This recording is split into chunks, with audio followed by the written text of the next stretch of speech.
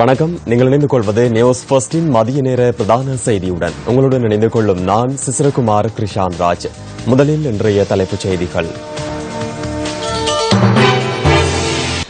வவுனியா செட்டிக்குளம் மகாவித்தியாலயத்தில் புதிய அதிபருக்கு எதிராக ஆர்ப்பாட்டம். தந்தை செல்வாவின் 40வது நினைவு தினம் இன்று அனுஷ்டிக்கப்பட்டது. அண்ணா திராவிட முன்னேற்ற கழகத்தின் தலைமையகத்தில் இருந்து வி.கே. சசிகலாவின் பதாதைகள் அகற்றப்பட்டுள்ளன. இனி விரிவான செய்திகள். முதலில் உள்நாட்டுச் செய்தி. முப்படை உள்ளிட்ட பாதுகாப்பு தரப்புடன் செயலாற்றக்கூடிய விதத்தில் புதிய பதவியொன்றை உருவாக்கி அதற்காக ஃபீல்டு மார்ஷல் சரத் பொன்சேகாவை நியமிக்க ஜனாதிபதி முன்வைத்த யோசனைக்கு அமைச்சரவை அங்கீகாரம் வழங்கியுள்ளதாக அமைச்சரவை இணை பேச்சாளர் அமைச்சர் ராஜித சேனாரத்ன தெரிவித்துள்ளார்.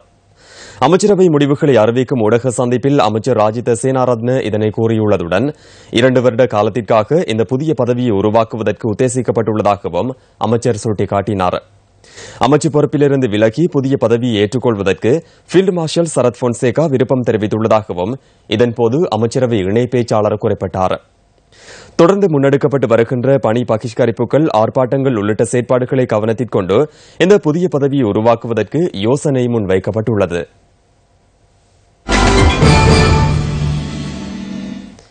கழிவகற்றலை அத்தியாவசிய சேவையாக மாற்றுவது தொடர்பில் அறிவிப்பதற்காக எதிர்வரும் 28ஆம் தேதி விசேட பாராளுமன்ற அமர்வை கூட்டுமாறு ஜனாதிபதி மைத்ரிபால சிறிசேன பணிப்புரை விடுத்துள்ளார். இந்த விடயம் தொடர்பாக கட்சித் தலைவர்கள் கூட்டம் ஒன்று இன்று முற்பகல் நடைபெற்றது. இந்த கூட்டம் சபாநாயகர் கரு ஜெயசூரிய தலைமையில் நடைபெற்றது.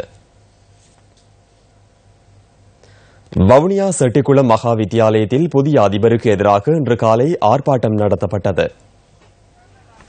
மாணவர்கள், பழைய மாணவர்கள் மற்றும் பெற்றோர்களால் இந்த ஆர்ப்பாட்டம் முன்னெடுக்கப்பட்டுள்ளது. பாடசாலையில் கடமையாற்றிய அதிபரை தொடர்ந்தும் கடமையாற்ற வேண்டும் என பாடசாலை மாணவர்களால் கோரிக்கை விடுக்கப்பட்டுள்ளது. 4 வருடத்துக்கு முதல் மாட்டுக்கொட்டில இருந்த எங்களுடைய பாடசாலைய அதிபர் வந்துதான் இன்றைக்கு சோலைவனமாக ஆக்கிவிட்டிருக்கிறார். அவருடைய அர்ப்பணிப்பு தான் இதற்கு காரணம். கிரேட் 1 என்றாங்க. கிரேட் 1 செய்யாதத ஒரு சின்ன அதிபராக இருந்து கொண்டு எவ்வளவோ சாதனைகளை செய்திருக்கிறார். அவரை விட எங்களுக்கு ஒரு அதிபர் வேண்டாம். எங்களுக்கு அவர் தான் தேவை என்று ஆணித்தரமா நாங்க சொல்றோம். இந்த ஆர்ப்பாட்டம் தொடர்பில் வவுனியா வலய கல்வி பணிப்பாளர் எம் ராதாகிருஷ்ணனிடம் வினவிய போது உரிய நடைமுறைக்கு அமைவாகவே புதிய அதிபரின் நியமனம் மேற்கொள்ளப்பட்டதாக தெரிவித்தார். ஏற்கனவே கடமையில் இருந்த அதிபரை தொடர்ந்தும் அந்த பதவியில் அமர்த்துமாறு கோரி மகஜர் ஒன்று தம்மிடம் சமர்ப்பிக்கப்பட்டதாக அவர் குறிப்பிட்டார். இதுகுறித்து ஆராய்ந்து உரிய நடவடிக்கை எடுக்கப்படும் என வவுனியா வலய கல்வி பணிப்பாளர் எம் ராதாகிருஷ்ணன் கூறினார். வருடத்தின் இதுவரையான காலப்பகுதியில் 18 மலேரியா நோயாளர்கள் அடையாளம் காணப்பட்டுள்ளதாக மலேரியா ஒழிப்பு பிரிவு தெரிவிக்கின்றது. வருடந்தோறும் மில்லியனுக்கும் அதிகமானவர்களின் ரத்தம் பரிசோதனை செய்யப்படுவதாக பிரிவின் பணிப்பாளர் டாக்டர் ஹேமந்த ஹேரத் குறிப்பிட்டுள்ளார். மலேரியாவை ஒழித்த நாடாக கடந்த செப்டம்பர் மாதத்தில் இலங்கை அறிவிக்கப்பட்டது. எனினும் வெளிநாடுகளிலிருந்து நாட்டிற்கு வரும் நபர்கள் மூலம் மலேரியா நோய் பரவுவதாக மலேரியா ஒழிப்பு பிரிவின் பணிப்பாளர் டாக்டர் ஹேமந்த ஹேரத் மேலும் சுட்டிக்காட்டியுள்ளார். இலங்கை தமிழரசு கட்சியின் ஸ்தாபகரான தந்தை செல்வாவின் 40வது நினைவு தினம் இன்று அனுஷ்டிக்கப்பட்டது. யாழ்ப்பாணத்தில் உள்ள தந்தை செல்வா நினைவு சதுக்கத்தில் இலங்கை தமிழரசு கட்சியின் தலைவர் மாவை சேனாதிராஜா தலைமையில் நினைவேந்தல் நிகழ்வு நடைபெற்றது.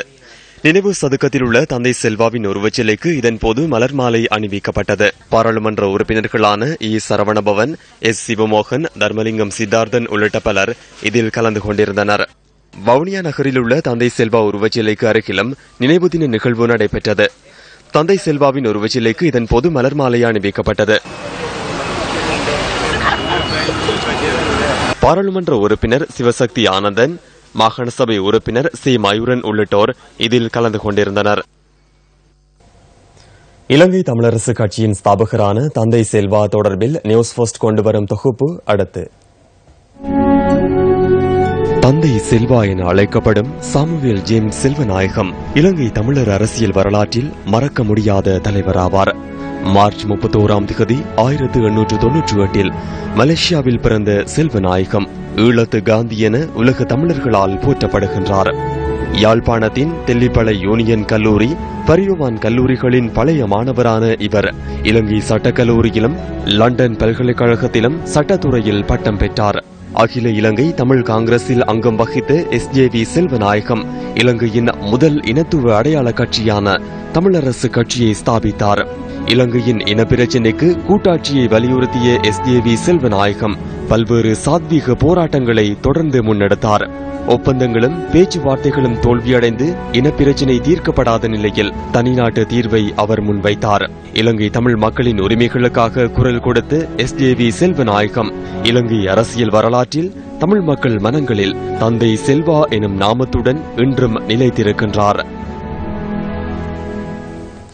மேத்தோட்டமுள்ள அனர்த்தத்தில் இடம்பெயர்ந்துள்ள மக்கள் தாங்கியுள்ள டெரன்ஸ் பாடசாலையின் கல்வி நடவடிக்கைகள் எதிர்வரும் 2 நாட்களுக்குள் ஆரம்பிக்கப்படும் என கொழும்பு மாவட்ட செயலாளர் சுனில் கண்ணங்கர தெரிவித்துள்ளார். உரிய வகையில் பாடசாலையை துப்புரவு செய்ததன் பின்னர் பாடசாலையின் கல்வி நடவடிக்கைகள் ஆரம்பிக்கப்படும் என மாவட்ட செயலாளர் தெரிவித்தார். மீதொட்டமுள்ள மண்மேடு சரிந்து விழுந்ததில் இடம்பெயர்ந்த 98 குடும்பங்களுக்கு வீடுகள் வழங்கப்பட்டுள்ளன. இதேவேளை வீடுகள் வழங்கப்படாத 140 பேர் தலா 50,000 ரூபாய் கொடுப்பனவு கொடுக்கப்பட்டுள்ளதாக கொழும்பு மாவட்ட செயலாளர் குறிப்பிட்டார். இன்றைய தினமும் மீதொட்டமுள்ள அனர்த்தத்தில் பாதிக்கப்பட்டவர்களுக்கு கொடுப்பனவுகளை வழங்குவதற்கு நடவடிக்கை எடுக்கப்பட்டுள்ளதாக அவர் மேலும் தெரிவித்தார். 2ஆம் தவணைக்காக பாடசாலை கல்வி நடவடிக்கைகள் இன்று ஆரம்பமாகின. பாடசாலை ஆரம்பிக்கப்படுவதற்கு முன்னர் கடந்த 2 நாட்களாக பாடசாலை சுற்றுச்சூழலில் சிரமதான நடவடிக்கைகள் முன்னெடுக்கப்பட்டன. இந்நிலையில் இன்றைய தினமும் பல பகுதிகளில் டெங்கு ஒழிப்பு சிரமதான பணிகள் முன்னெடுக்கப்பட்டு வருகின்றன. கொட்டகலை தமிழ் மகா வித்தியாலயத்தில் இன்று காலை டெங்கு ஒழிப்பு சிரமதான பணிகள் முன்னெடுக்கப்பட்டதாக எமது பிராந்திய செய்தியாளர் தெரிவித்தார். அனுராதபுரம் மரதன் கடவல பகுதியில் விவசாய கிணற்றில் வீழ்ந்து தாயும் பிள்ளையும் உயிரிழந்துள்ளனர். உறவினர் ஒருவரின் மரண சடங்கில் நேற்றிரவு கலந்து கொண்டு வீடு திரும்பிய போது இருவரும் அனர்த்தத்தை எதிர்நோக்கியுள்ளனர். விபத்தில் 37 வயதான தாயும் 6 வயதான சிறுவனும் அடங்குவதாக போலீசார் தெரிவித்தனர். இவர்களுடன் கிணற்றில் வீழ்ந்த 9 வயதான சிறுமி பிரதேச மக்களால் காப்பாற்றப்பட்டுள்ளார்.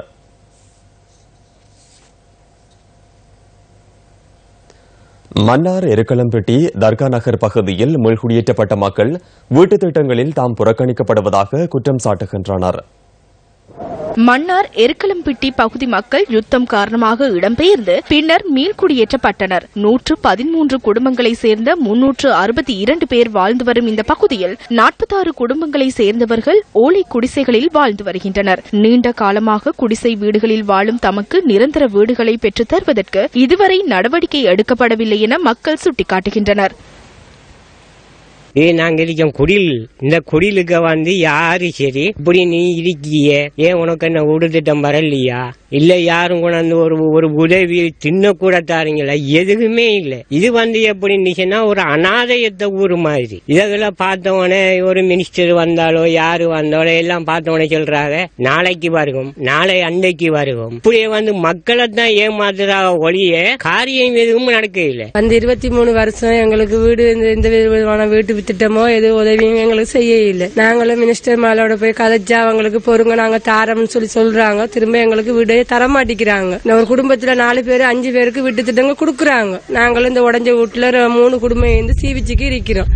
நாங்க இப்படி எங்கெல்லாம் போய் கதைச்சிருக்கோம். இந்த இப்பவும் வந்திருக்காங்க. எங்களுக்கு மார்க்ஸ் அடிப்படையில் 6 பிள்ளைகள் இருக்கு. மார்க்ஸ் அடிப்படையில உங்களுக்கு வரையிலேன்னு சொல்றாங்க. இதை நீங்க தான் பார்த்து கதை சொல்லணும். எல்டிஏ காணியில தான் குந்திக்கிட்டு இருக்கும். இந்த அதுக்குரிய ஆதாரங்கள் எல்டிஏ காணியில தான். அப்படி இருந்தும் எங்களுக்கு சரியான மாதிரி வீடு திட்டங்கள் அமைய மாட்டேங்குது, கிடைக்க மாட்டேங்குது. ஏஜி அம்மாட்ட கொடுத்த லெட்டர்கள், பதிவுகள், அங்கிருந்து வந்த ஆதாரங்கள் எல்லாம் எங்கட கைவசமே நாங்க வச்சு கொண்டு கேட்ட எடுத்து கொடுக்கற மாதிரி. அப்படி இருந்தும் இதுக்கு சரியான முடிவு ஒன்றும் கிடைக்கலன்னு இந்த சக்தியால எங்களுக்கு நல்ல இது ஒன்று கிடைக்கும் நாங்க எதிர்பார்த்துக்கிட்டு சொந்த இடத்திலிருந்து வெளியேறி மீண்டும் குடியேறியுள்ள இந்த மக்களின் கோரிக்கைகளுக்கு விரைவில் சாதகமான பதில் கிடைக்குமா?